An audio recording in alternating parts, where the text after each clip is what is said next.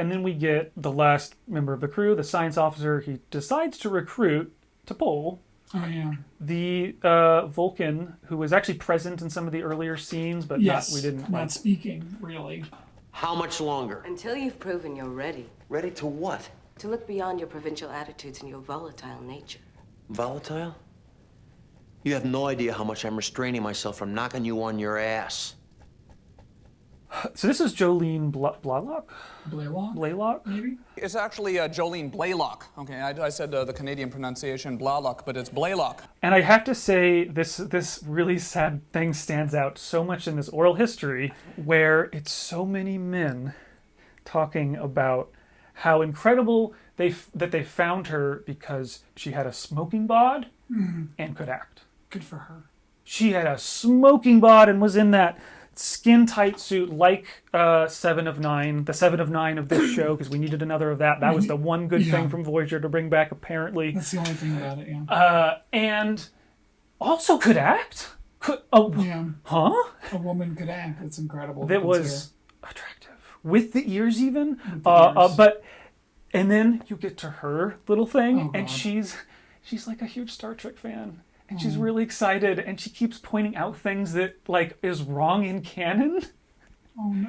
And you're like, no! It's so long ago. Yeah. I think she ended up being a fairly nominally successful TV director. And she gets really good, honestly. Yeah, she's one actually of the very good best at the show. parts of the series, and she's doing her best even this early on with what is not honestly a good atmosphere, probably. Not the best writing. But she's doing her best at what is always a hard role as a Vulcan. Yes, for sure. And she's there almost as like a spy for the Vulcan people, like the Vulcan High Command. The High Command, Yeah. the Vulcan people. The Vulcan High Command basically sent her to watch the Enterprise crew and be there, like, just in case they fuck up when they fuck up. Since when do we have Vulcan science officers? Since we needed their star charts to get to Kronos. So we get a few maps and they get to put a spy on our ship? Admiral Forrest says we should think of her more as a chaperone. Okay, we have to mention this, the dinner with T'Pol. The world's most annoying vegetarian who also won't eat food with her hands.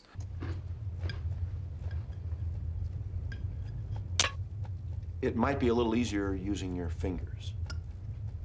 Vulcans don't touch food with their hands. Can't wait to see you tackle the spare ribs.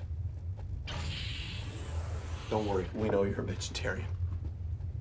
You humans claim to be enlightened, yet you still consume the flesh of animals. Yeah. All these weird cultural differences. I also have to, like, just again, when I brought up that it seems like she was probably implied by how all the other men talked about her in that oral history. Can't have had a good time on this set. And I believe there were even allegations of, like, actual stuff happening, but probably in this era, not nearly as big a deal. Right. So that scene she was first in was them basically making fun of how they smelled and how, like, she must be annoyed about it. Like, they were pretty mean to her in, like, essentially the first scene with her. However, Vulcans do often talk about how bad humans smell. They do.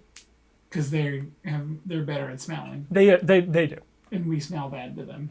And well, a lot is made of also Archer's dog smelling bad. I think, okay, I could be wrong about this, but I don't believe she brings that up. Oh, he does. That he basically is just like, oh, I heard that, and they also, I think I wrote this down just because they said Vulcan females smell and I thought it was like, oh, it was everybody, all the Vulcans. I thought it was all the Vulcans because Spock too. kept complaining about it too. Yeah. But I believe they bring it up and just start, like, teasing her about it.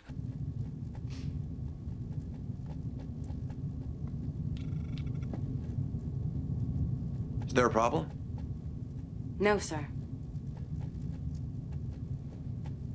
Oh, I forgot. Vulcan females have a heightened sense of smell.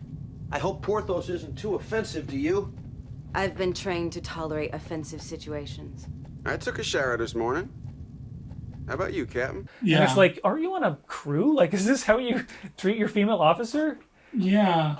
From it, like, another, trying to, like, impress them, I guess. I don't know. It was weird. Yeah, that's very strange. So after this, Archer's gone. T'Pol's in command. Yes. I'm taking command of Enterprise. She's in his childhood dream for some reason.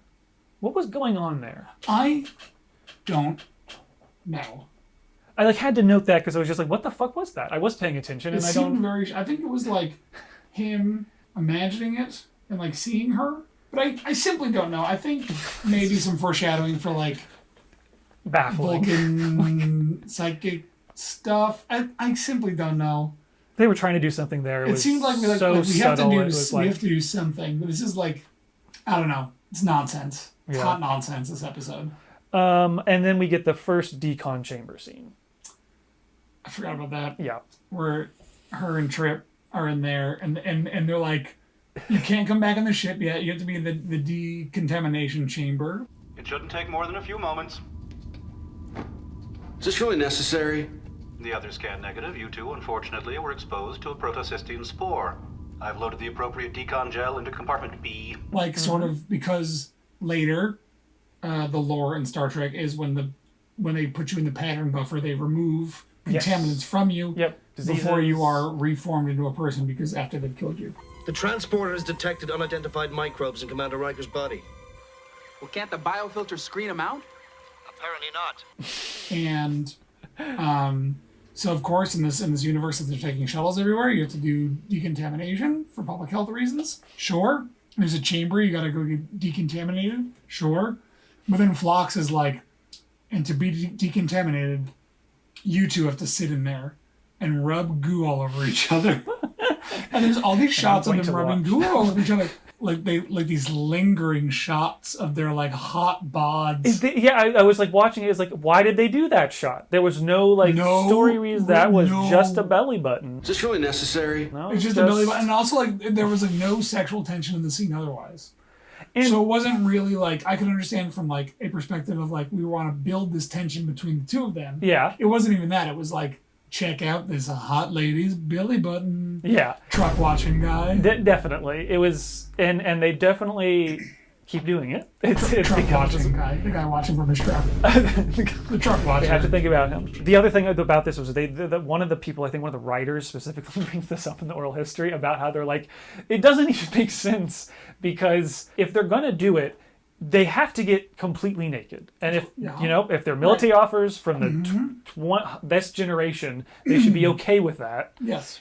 Professionals, or some way it should be working out, that they can really put gel everywhere. Because this is literally implying that if you don't get that gel everywhere, you are bringing deadly alien contaminants onto the ship. Yeah. You should get sprayed with the goo. You should get sprayed. There's That no would be a much reason for easier them to way be to. rubbing goo on each other's belly buttons. Yeah, there's That's just- for goddamn sure. And even the writers knew that. It was Of just course. like, we had to do this, I guess. Is this really necessary?